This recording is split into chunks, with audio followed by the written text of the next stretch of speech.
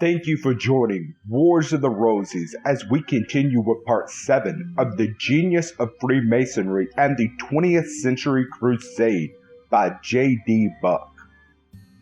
Freemasonry as a fraternity. Probably the most salient feature of Masonry, the feature that is most apparent to the new member of the order, that which is prominent in the greeting and most frequently on the lips of Masons, is that of fraternity. Brother is the title most frequently applied and is that which prefaces all other titles and offices. In the lodge room, in the shadow of the altar, fraternity is always in evidence.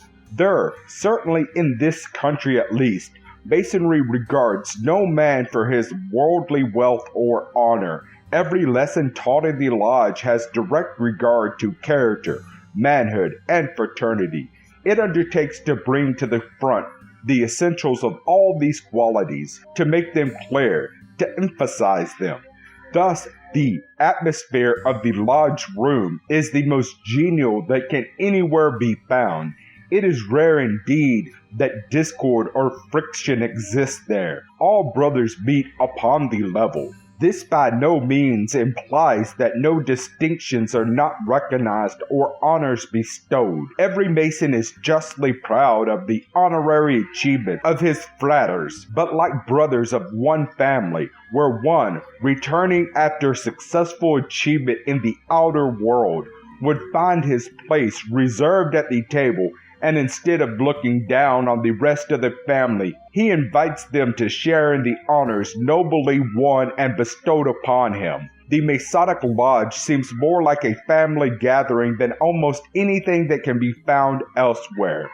Now read all this in connection with the institution referred to in another chapter, and it must be conceded that the true Mason has received instruction that should fit him for a very high order of citizenship in the world. In all these ceremonies, dramatic representations and lessons of the lodge, the practice of Masonic virtues, faith, hope, and charity, brotherly love, relief, and truth are by no means to be confined to brothers in or of the lodge. They are recommended and urged as Masonic virtues, those things becoming in and to be expected of a Mason. A Mason may discriminate in favor of a brother Mason. Other things equal, he may give him the preference as he would a brother by the ties of kinship and of blood. This does not mean discrimination against those outside the fellowship of the order. It simply implies those preferences that are consistent with justice, equity, and right, the recognition of friendship and fraternity that exist everywhere. If one outside the lodge requires an assistant or helper in any department of business and could find such one among his personal friends and acquaintances, that very relationship should make his employment mutually desirable and profitable beyond that of strangers.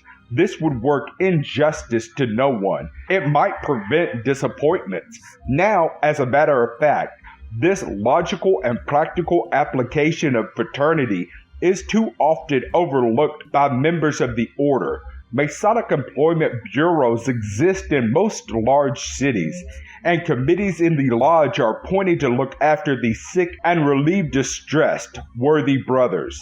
While all this is good, necessary, and Masonic, it sometimes savors more Masonic charity than fraternal cooperation. All this should be done, and sometimes more. It is a common saying that everybody's business is nobody's business. Demand for relief and charity are frequent and widespread, and from their very extent and multiplicity, discouraging to those whose times and means are limited. They can do something, but in the presence of the great and multiple need are apt to do nothing.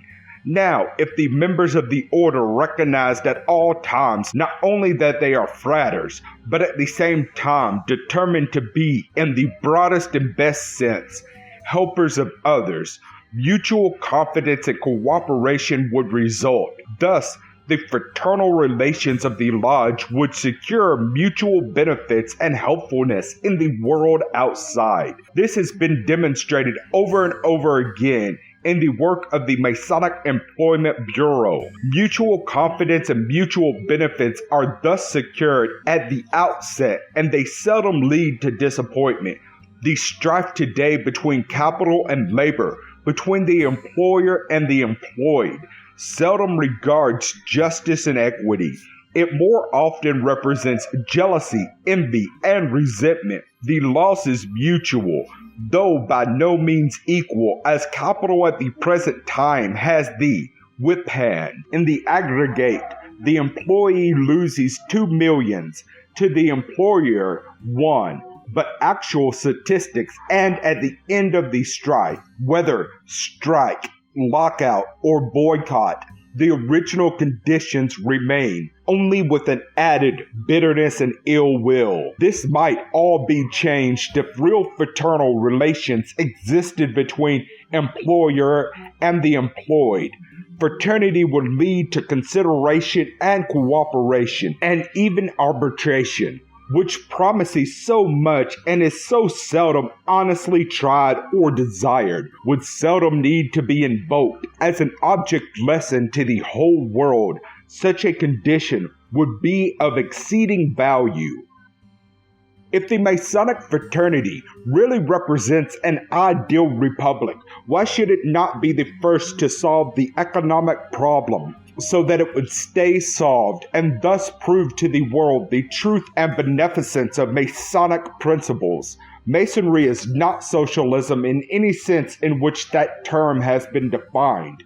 Masonry is, in the broadest and strictest sense, individualism, but this very individualism is intrinsic, not extrinsic. Masonry regards no man on account of his worldly wealth or honors. Masonic regard goes deeper than this and recognizes the intrinsic character of the man. Worldly wealth and honors are by no means to be despised. When nobly won, justly held, and wisely utilized, they become agents of usefulness and opportunities for noble work. But whether so achieved, regarded, and utilized will depend entirely upon the real character of their possessor. Take the ignorant, vulgar, snobbish, purse-pound millionaire, frequently seen nowadays. His wealth is simply a monument to his shallow vulgarity. One has only to ask the question, what would he be entirely divested of his wealth and reduced to his normal level as a man, in order to locate and classify him? Whether, therefore, the man be rich or poor, prominent or obscure, educated or ignorant, the real manhood in him, that is, the basis and the crown of individual character, remains.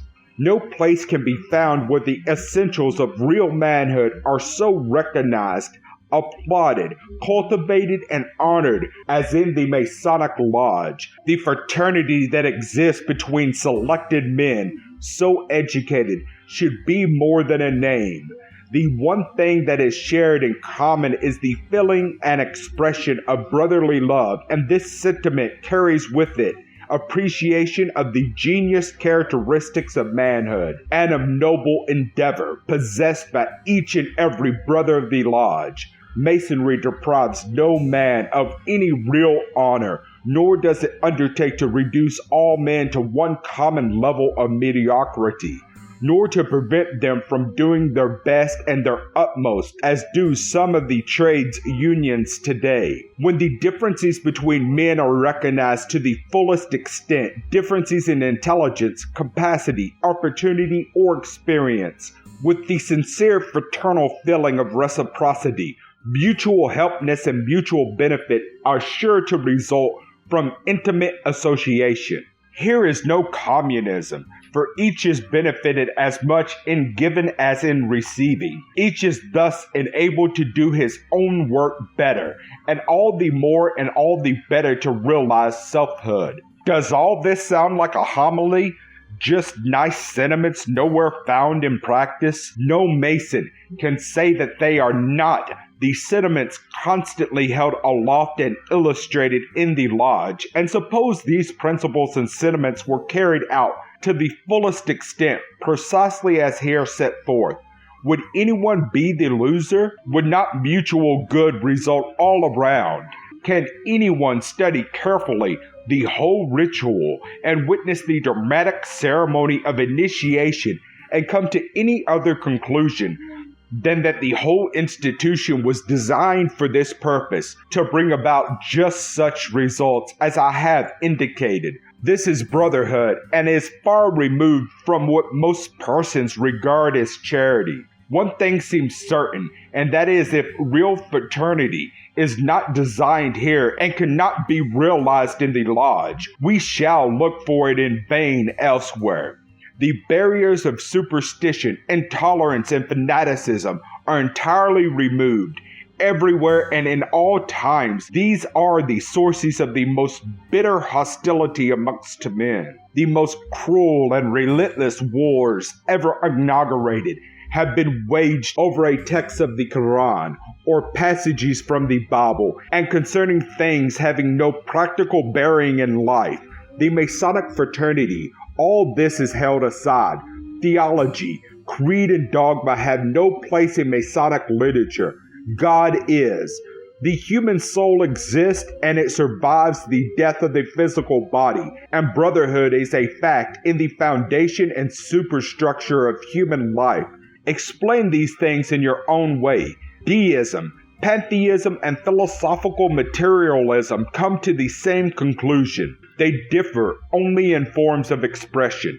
Attribute intelligence to nature, as we must, to determine law and order, and you involve God. It is thus that the source of bitterness and strife, not over real things, but over man's idea of things, is eliminated from Masonry.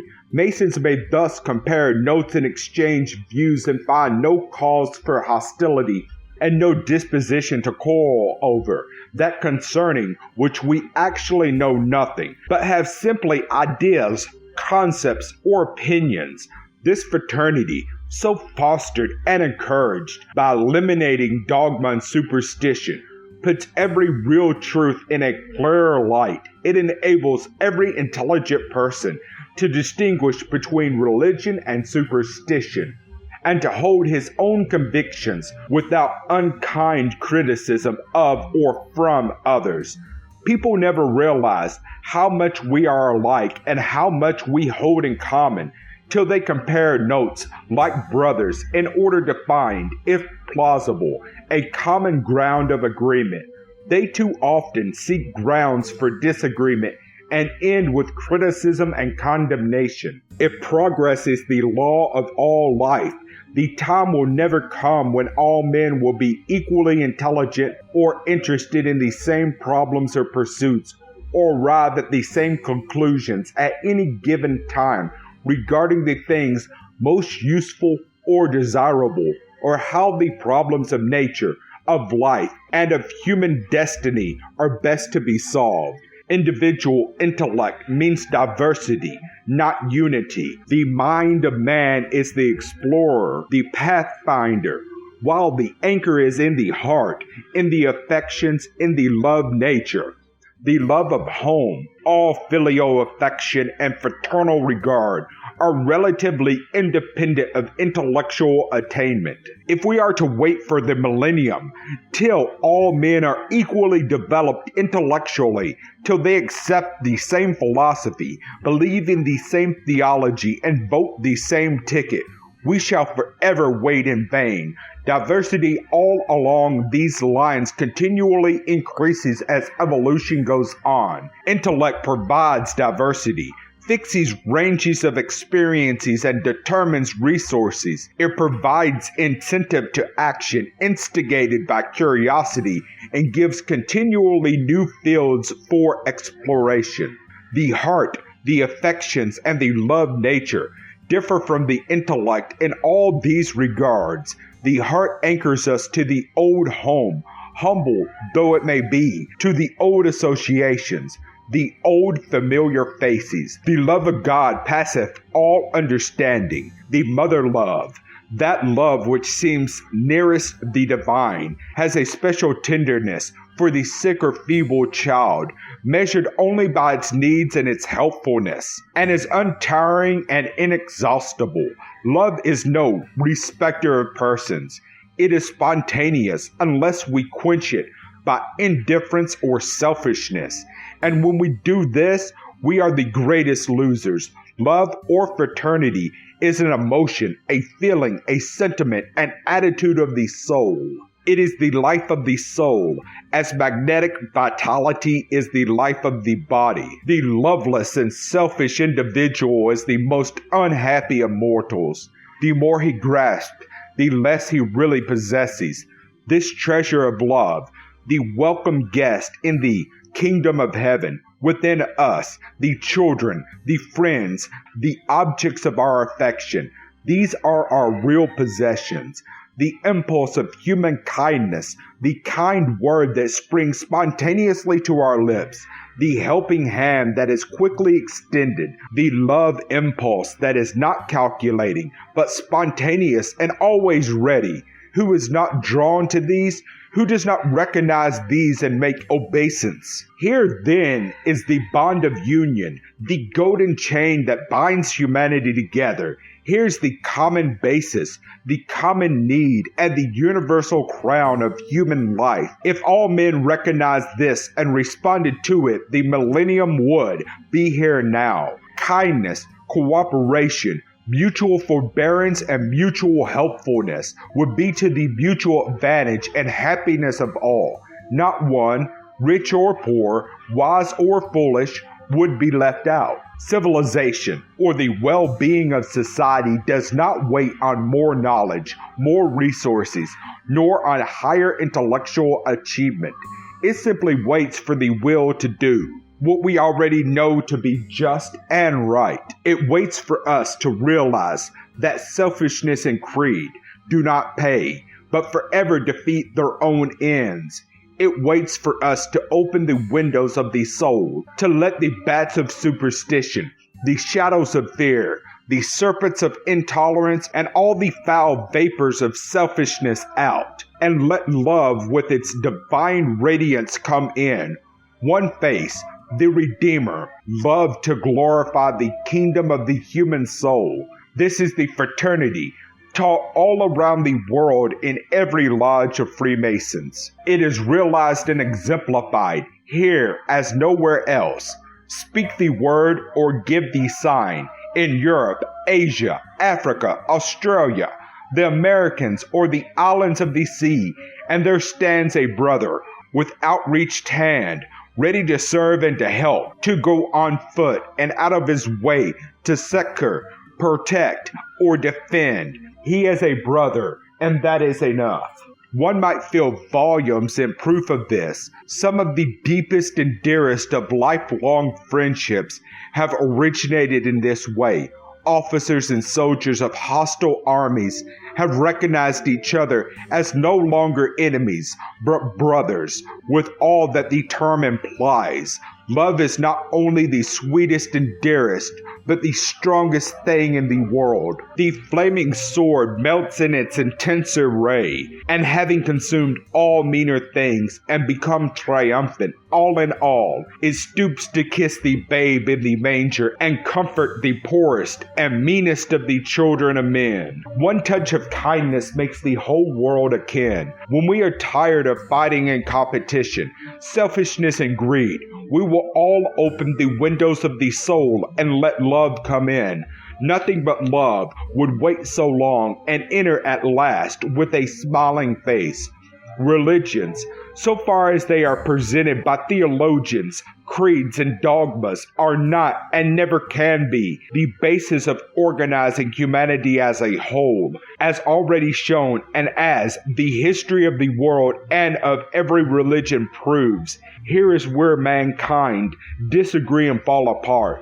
Some will make haste to declare that religion is the law of love, and every sect and denomination will add, and something more, and each will add something different. The basis of any truth and lasting organization of mankind lies in a common need, a common service. This basis lies in ethics and economics and in the spirit of fraternity, cooperation, and brotherhood. Loyalty to these will ensure permanence on the earth of an association of people, kindred and tongue. Such an association would be spontaneous and voluntary. Then men would take off their hats, lift their eyes to heaven, and sing together, "Praise God from whom all blessings flow," till the stars heard, and the sea, and the angels took up the strand, and the joy of the earth mingled with that of all the heavens. We are far more concerned about the humanities than the divinities.